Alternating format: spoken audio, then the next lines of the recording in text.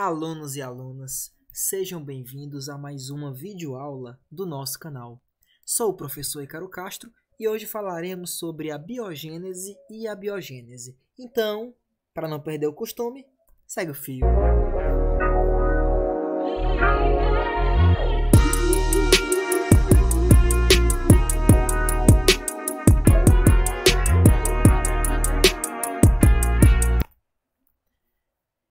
Vamos lembrar que muitas civilizações têm sua própria forma de explicar como surgiu a vida.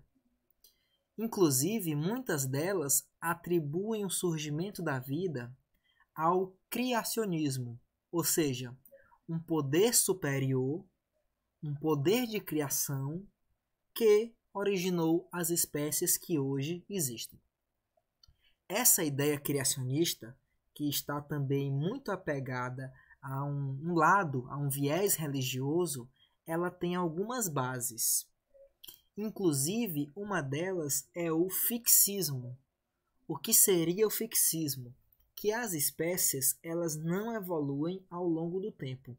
A forma que elas se encontram hoje na Terra é a forma que elas foram criadas pelo ser superior. Então, é uma ideia que é fixa, que não muda. Agora, o mais interessante é que, embora nós pensemos que o criacionismo ele se limita a concepções religiosas ou sociais, o criacionismo ele também tem uma base científica. Sim, existem autores científicos criacionistas que tentam também defender essa ideia. Só que o criacionismo ele é difícil, claro, de ser provado. Então, a principal fonte de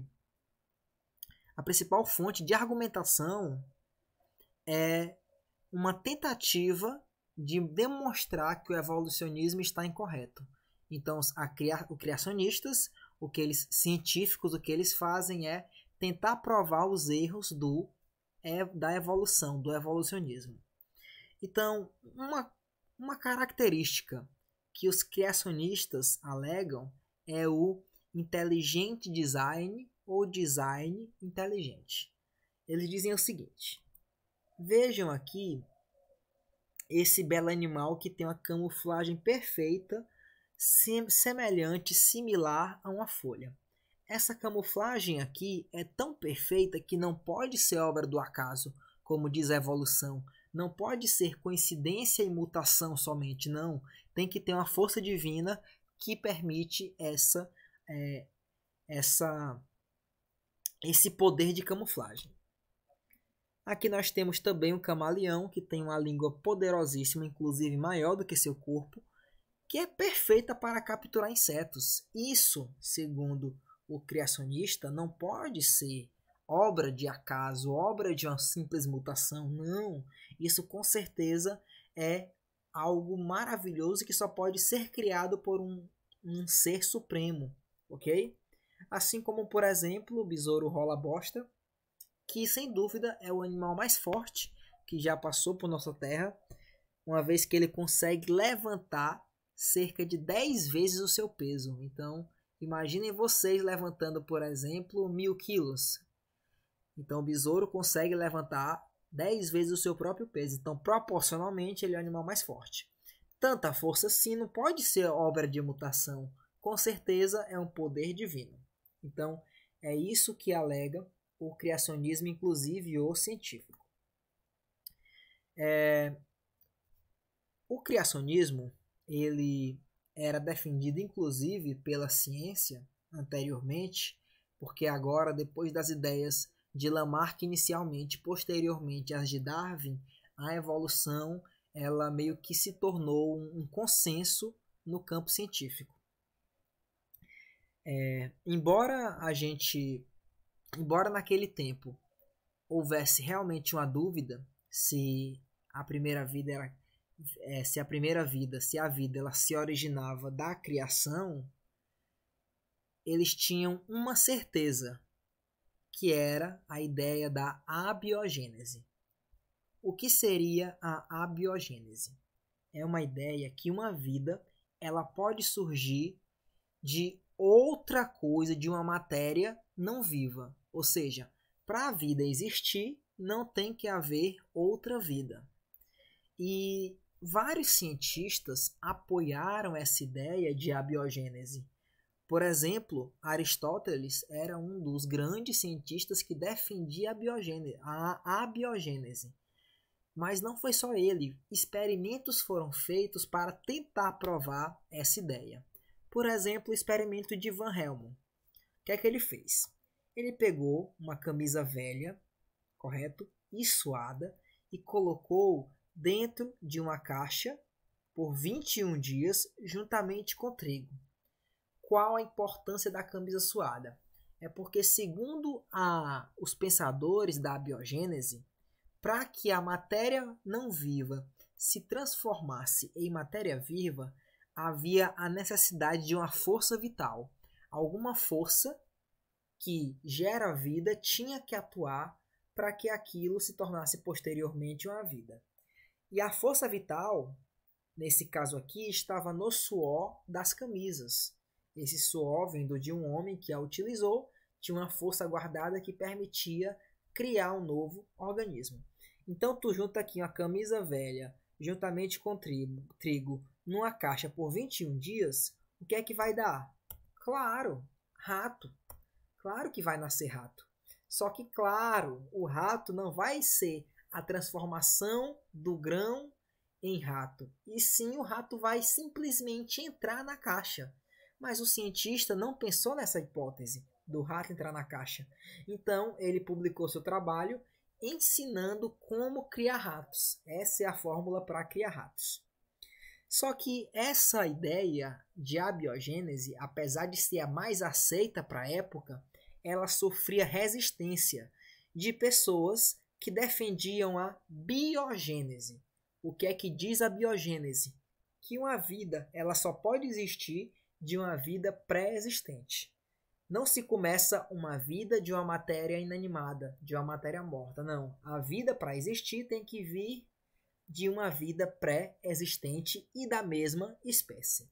Então aqui eu mostro para vocês alguns dos cientistas que se empregaram em estudar a biogênese e defender essa ideia. Redi, Spallanzani, Pasteur. Vamos ver mais um pouco sobre cada um deles e seus experimentos. O primeiro que cabe destaque aqui é o Redi, que fez um experimento bem interessante relacionado ao nascimento de larvas e moscas. Ele percebeu que muitos corpos, depois que morriam, depois que as pessoas estavam mortas, nesses corpos saíam várias larvas de mosca. E a ideia era o seguinte: aquele corpo morto, ele tinha uma força vital que permitia com que a carne se transformasse em larva e depois em mosca. O Redi não concordava com isso. Ele achava que a mosquinha ia no cadáver, colocava seus ovos e a partir dali aquela carne liberava os ovos, depois larvas e depois moscas maduras. Então, o Redi fez um experimento para provar a teoria da biogênese. Quer dizer o quê? A abiogênese dizia: o corpo em decomposição tem uma força vital que permite formar larvas.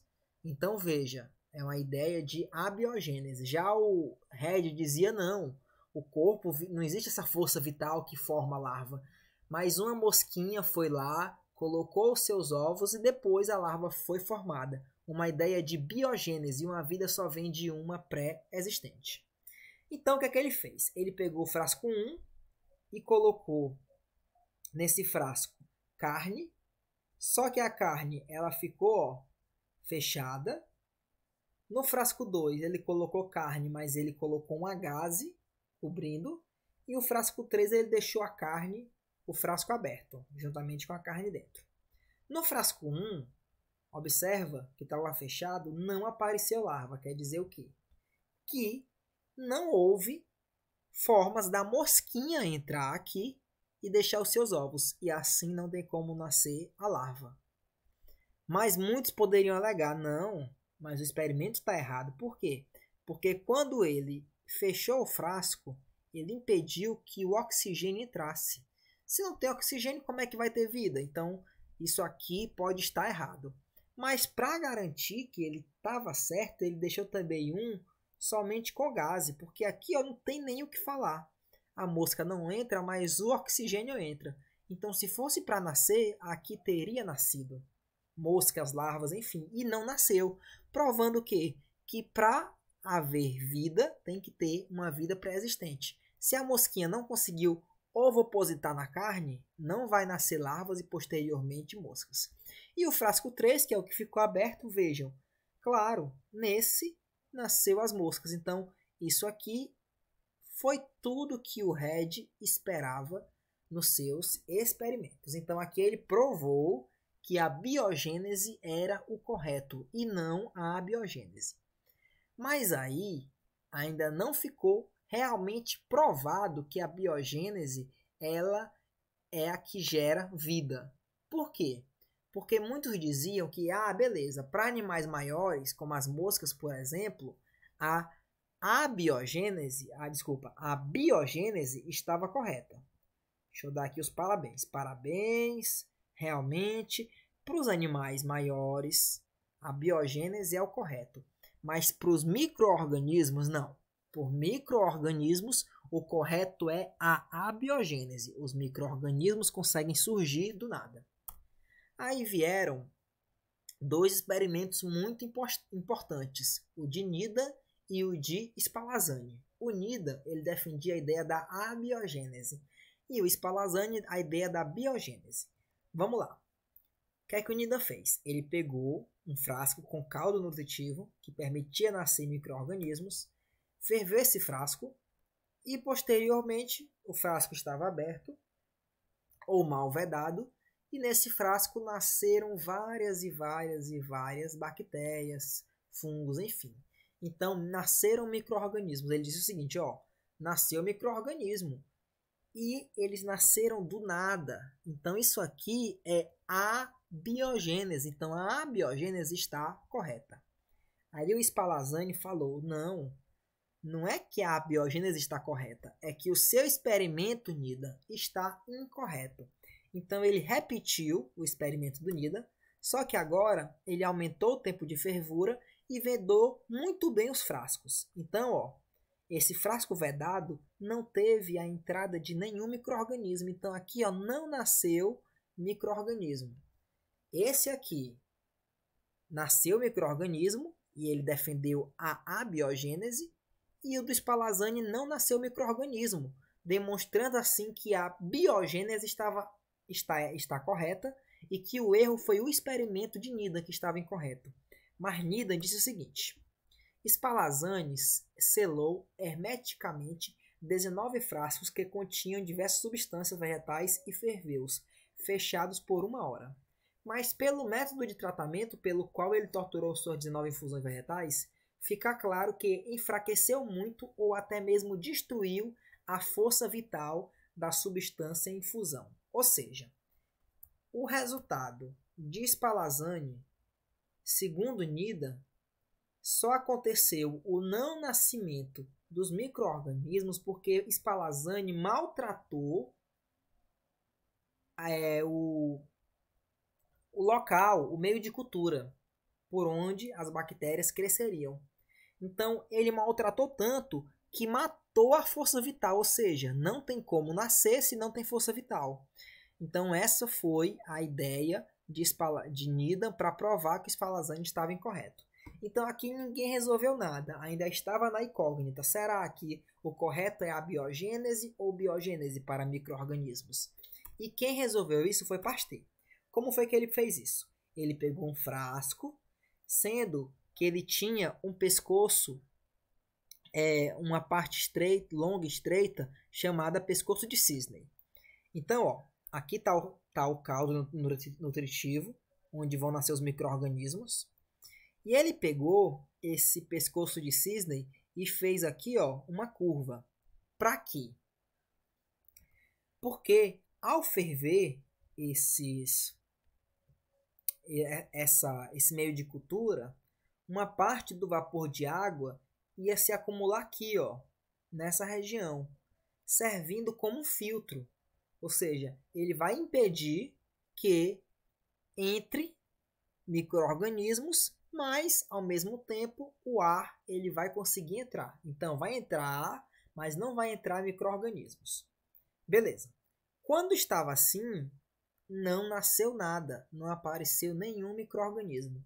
Mas na hora que ele quebrou o frasco, que ele deixou essa parte liberada, os micro-organismos nasceram. Então quer dizer o quê? Que para o micro-organismo nascer, ele tem que estar aberto, esse frasco, e em contato com o ambiente, uma vez que os micro-organismos chegam pelo vento.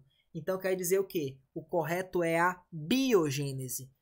O micro-organismo só nasceu por causa de outro micro-organismo pré-existente que estava no ar. Então a biogênese foi provada como sendo a correta. Ok. Então já resolvemos que a vida só vem a partir da vida. Mas a pergunta agora é: e a primeira vida? A primeira, ela veio de onde? Então guarde essa perguntinha aí, que para respondê-la usaremos a próxima aula. Então se cuidem, um abraço e até mais.